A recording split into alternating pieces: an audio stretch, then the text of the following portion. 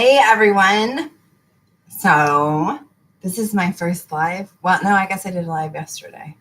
Anyway, so today we're talking about shut up. Yes, you do have the time, which is time management that is simple and elegant and easy. And I'm just excited for you to get to experience this. So this was my own methodology that I came up with, and it is part of my BS Free Living Planner. But I wanted to go ahead and teach it to you because time management is is a very frequently searched phrase. So the first thing that I want to reference is yesterday I talked about the fact that there are 600,000 words-ish in the English language. Of those words, there's approximately 30-ish thousand words that are emotionally descriptive words. And then of these words, the average human being uses about 12 to 16 words, approximately. So obviously you can see from there, and and this is focusing on, side note, like I just wanted to back up and say that we're focusing on language and we're focusing on feelings because it's never the goal, okay? It's never the goal. It's how we believe that goal is going to make us feel. So why don't we simplify and streamline, and instead of setting these goals that are guesses about, I think I'm going to feel this way if I accomplish this, let's just go straight to the feeling that we want to feel, which is why I reference this. So we have 30,000 in the English language. We have 30,000 approximately emotionally descriptive words. 12 to 16 of them are what the average human being uses. So what's crazy about that is, like, here's you, right? Here's you. And here's the entire spectrum of the 30,000 emotionally descriptive words. And we're going to go like this and say that these are the high vibe ones. These are the low vibe ones, or positive words or negative words. And most humans, especially in America, are somewhere right around here with their words, as far as the little tiny sliver of the whole spectrum that you're using in your language. And you haven't ever really decided how it is that you want to feel. So we search outside of ourselves for this, right? And then we're left with no time to accomplish the things that we really want to accomplish, or we utilize, I don't have time as a reasoning for not having the kind of life that we want to do. And busyness is an excuse for numbing, we do that to distract ourselves and numb ourselves out from how we are actually feeling in our life. So what we're going to talk about here is, let's talk about first deciding how you really want to feel. And for that, I'm going to share exactly what I came up with. And for a year, I actually learned this part of identifying feelings from Danielle Laporte with her fire starter sessions, or not fire starter sessions, her desire map modality. And for an entire year, I didn't pick how I wanted to feel, because I was like, oh my God, what if I choose words or choose feelings that I think I want to feel that way, but maybe I don't want to feel that way. Like, what if I pick the wrong feeling? And so with that, like, I procrastinated and put it off. And so I was like, you know what, I'm just going to work with what I have. And I chose, different feelings. And then I went on a linguistic adventure with Google and Webster Dictionary, and found words and learned new words, because I wanted to increase my vocabulary, my emotionally descriptive vocabulary, or my repertoire. And so the first one that I came up with was blissfully and audaciously authentic, meaning 100% real and happy about it. Nothing added, nothing taken away. This was me. And it was audacious because, one, I knew I wanted to be happy, but I'd been told all of my life, like, Ashley, you're intimidating people. And this audacious was me adopting my mantra that I now say: other people's comfort is not now, nor will it ever be my problem. Like, I hold space for people, yes, but I am not watering myself down, toning myself down for other people ever again in my entire life. And then, and I'm happier for it. And so it's authentic. me, who I am, warts and all. And then I wanted to be divinely guided. And this was my way of saying, I want to have a relationship with my higher power. Call it God, call it Jesus, call it whatever. But there's not going to be a pastor, a preacher, a teacher, a book that tells me this is my experience, my connection, my gut feelings, my intuition, connecting me and guiding me and leading me. Not outside myself. I wanted to own that. Okay? So blissfully and audaciously authentic, and then divinely guided, and then I wanted to be serenely nourished. And I want to say I'm spelling that wrong, but whatever. Nourished. And this had a whole lot more to, yes, this was sleep. Yes, this was hydration. Yes, this was nutrition. But this was, I wanted to make sure that I was nourishing my life, that I was giving myself the experiences. So this is fun. This is play. This is, this is all of that. Like this is, facing fears, all of that. So I wanted to be serenely nourished. And serene was like peaceful about the fact that I was nourishing my life. Okay. And then it was vigorously spicy. And yeah, this has, in the bedroom, sure, I want to be vigorously spicy, but I wanted to show up with life, like with energy, and be able to hold space. And the spicy aspect was spice can be like, it adds flavor to life, but this also is me owning my, internal, Spanish senorita, where I'll go off on somebody because I have that much patience for stupid. And so it's spicy. You never know what to expect, kind of a deal. And then it was limitlessly uninhibited, because I didn't want to have inhibitions. I didn't want to have that, lack of, I wanted to face this head on. And I didn't want to have a limit, because I knew if I gave myself limits, that was the glass ceiling. I'm trying to use my right hand here, or my left hand, because I'm right-handed. If I had limits, that's as high as I could go. And I wanted to bust through that, right? So there you go, like as far as that goes. And then the last one was affluently opulent. And with that, it's like, yes, I want to be wealthy. I want to be, have a wealth of happiness. I want to have a wealth of friendships. I want to have a wealth of health. I want to have wealth in my bank account. Yes. But I want to use that to be affluent. That affluence is like an influential, wealthy person, right? And I want to use that to impact the lives of other people. So these were the core desired feelings that I created for myself. And I just, wanted to share them so that you can see that you don't have to stick to happy or, just like the joyful or whatever. You can keep it, you can do it that way. But if you want to spice it up a little bit as far as this goes, you're more than welcome to do that. And then once you decided, these are going to be your navigational beacons for how you figure out your life. Okay. So these are your core, so you've identified your core desired feelings, or how you want to feel. And then the next thing that you're going to do is you're going to realize the importance of white space. So white space is the space in your calendar that has nothing in it. That's for the variables. That's for the runovers. That's for sitting and doing nothing. Okay. So you're going to have your white space, and you can see I have my boxes, and I have some stuff written in where it should be white space. So this is actually a lot. That's, 8 o'clock at night to 10:30 at night. So it's actually quite a bit of white space. 5 p.m. to 7:30 p.m. That's actually quite a lot of white space. And then today, actually from 3, that's like potentially where I'm going to be. I think I'm actually hanging out with a girlfriend at that time. So, so you have this white space. You're making space. Oh, Ashley, I don't have time in my schedule to be able to make space. I don't have time in my day. I have too much to do.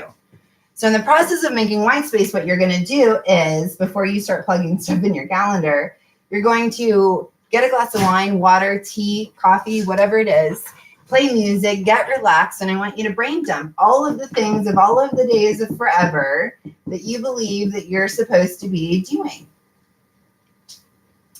And then I want you to take this list and I want you to see what you can automate, what you can eliminate, and what you can delegate. Now, with that being said, if this method doesn't work for you because you're worried about things being in order or whatever, what I want you to do is get Post-it notes and a pen, and literally you can start, writing things on Post-it notes and putting them like this. And then, and this was a method that I learned from Kate O'Brien, actually. And so you're going to have all of these things. And so you're going to, stick them or whatever. And then as you go through them, you can start wherever you want to start here. As far as, what you can delegate. Like whenever I did this, I went through and I was like, okay, this is Mike. This was, my daughter, Michaela, my daughter, Catherine, Robbie, Caden, and so I pulled everything out that was actually stuff that they were perfectly capable of handling. And then from there, I pulled out the stuff like, okay, I can automate, the bills, or I can automate this, or I can automate that, or I can, as far as, receipt service, or, getting a cleaning lady, or, whatever. And so that was, delegation as well. And then the elimination. And if you're having resistance with some of these things that are still on your list, you need to go ahead and figure out, why is this important to me? Is this important to me because it really is important to me, or I believe it should be important to me? If I believe it should be important to me, did I learn that? Who did I learn that from? Is this working for me? Kind of a deal. And so then, what's going to happen is, your first time through this, you should probably be at about 25% of your list. So you literally have, that much of it gone. Right? And then I want you to go through this again, and you want to be about 10% of your original list. So if you had, so about half of that, goes away. And so this is actually what you need to be doing. What are the truly important things that are the other stuff, a lot of it is just busy work, the Pinterest perfect life goals and that kind of stuff. And so then you have that, that 10% left on that list, and I'm going to explain to you how you start tackling that. And it's not about going and punishing yourself, and because a lot of the stuff that's on that is stuff that you actually don't really want to be doing, okay? But it needs to get done. You've been procrastinating, or whatever. So then what you're going to do is you're going to take your week, okay? 1, 2. So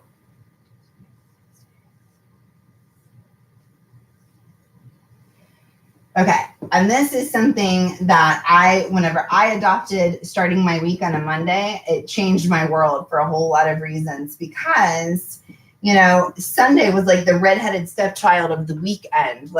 Y'all, it's called a weekend for a reason, okay? This is your weekend. And pick 2 days of the week. If you need your week to start on a different day, groovy. And that's totally fine. This is for you. And literally the only thing my social media that's scheduled, right? Because I've committed to 365 days of that. But I have 1 hour on Sundays. That's me time whenever I get up and I'm having my coffee and stuff in the morning, whenever I wake up with an alarm, that I review my previous week and then I plan my next week. And whenever I'm talking about planning my week, this is what I'm going to tell you. Is that, I literally go, okay, if I go to bed here, let's say 10 p.m., or what, if I know that I'm getting up at this time, let's say it's 5:30, then when do I need to go to bed the night before so that there's 8 hours of sleep here? Because that's a priority. And then those are your boundaries for your day. Okay. Those are your boundaries. And obviously, it doesn't necessarily count on Friday, because you can, if you can sleep in and get up there, but you're committed to 7 to 8 hours. I should say 7 to 8 hours of sleep. And then, whenever I go through and I schedule my week, I go, okay, so, this is when I'm getting up. And then that first hour of the day is me time. And my family knows that's my time. And then, I also know that for me, and granted, I work for myself, so you're going to have to, schedule this. But, my work day begins at 8:30 a.m. and it ends at 3 p.m. with sometimes a little 2-hour buffer here. But this is my time to be able to get my stuff done. And what I'm also going to tell you is I know myself and most people are more productive these first couple of days of the week. So my day, while it begins at the same time, oftentimes by Thursday or Friday, I know I'm going to want to screw off. So my day, this is all variable depending on my energy level. I'm not going to, force myself. So I have that, and then the rest of it is open. And then, so you're going to go through, and whenever you're scheduling these things, you're going to go every day of the week. You have, let me pick one that you can actually read. Every day of the week, you're going to limit yourself to the 6 most important things to get done. And what I'm going to tell you with this is these things are super easy. You schedule them so that or you put them in there so they're super easy to get accomplished. This is literally, for me, every day, making dinner, and I call it house, and it's making dinner, making sure the kids do chores, and then if there's laundry to do or whatever, but it's house. And then these are really simple, scheduling appointments or something. So that leaves these 3 things up here at the top. And so mine literally looks like this. My hot pink one is missing. Oh, well. So this is fun and easy. And this is fun and fear. So this one, number 3, is your growth one. Okay. So fun and easy, fun and fear. And notice you start out with fun and easy. And then this is your frog. So Brian Tracy teaches Eat That Frog, right? So it's 15 to 60 minutes a day. It's going to be a process. Hold on one second. It's going to be a process for you to get all of this stuff done, and that's totally okay.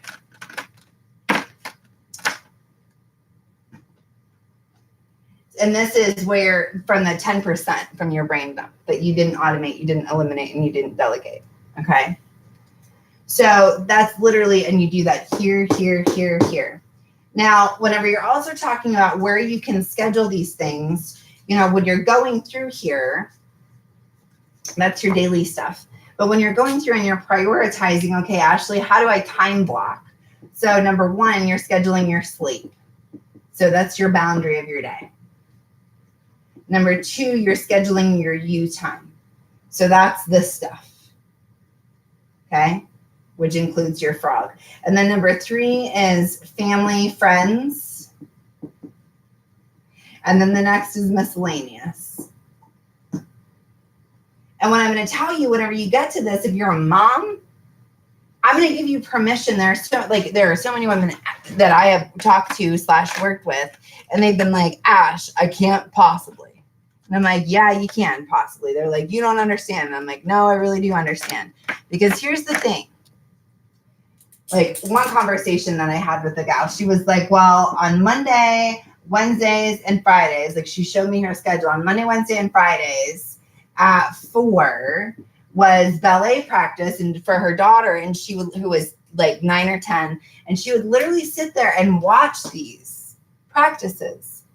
And I said, honey, that is daycare that you're already paying for. Take those hours back and read your book, listen to the podcast, walk around, if they're in football, walk around the field and get your exercise in. Those are 3 hours for you. Just as an example, my son, who is in 10th grade, he plays football here in Webb City, Missouri, and we literally moved to the school district for the football program for him and our younger son, potentially. But he has at 6 o'clock on Mondays, he has a JV game. And then at 6 o'clock on Fridays, he has a varsity game. He is first string JV, and then he's third string varsity. And so he may or may not play this night because he's a 10th grader. So we sat down and we had the conversation, and I said, okay, Fridays are friend, we do karaoke on Friday nights and a pool tournament and stuff, which obviously this is going to change next year whenever he's varsity. So I said, we will commit to this night, but we are not committing to Friday night. So there are some varsity games that he has played in that I haven't been there. And he's okay with it, and I'm okay with it. Why? Because we have been at 100% of these. Even driving 2 hours away, almost 2 hours away to Branson for that game, because this way you make space. You don't have to do all of the things for all of the people. It's important for you to identify your feelings, do the brain dump, automate, delegate, eliminate, build up to it. Ask yourself, the stuff that you're holding on to, why is it important? Is it really important? Or is it stuff that was important to your mom or to your dad? And then go, what is fun? What is easy? How can I create those emotions for myself? And block out your time. Because when you get the sleep, when you serenely nourish yourself and care for yourself like that, you can show up in life in crazy, awesome ways that you've never dreamed of. And remember that all of this is going to take a little bit of energy to be able to, as far as focus, because focus is energy, but what we focus on grows, okay? So our focus is like putting two magnifying glasses, putting glasses on, magnifying glasses on.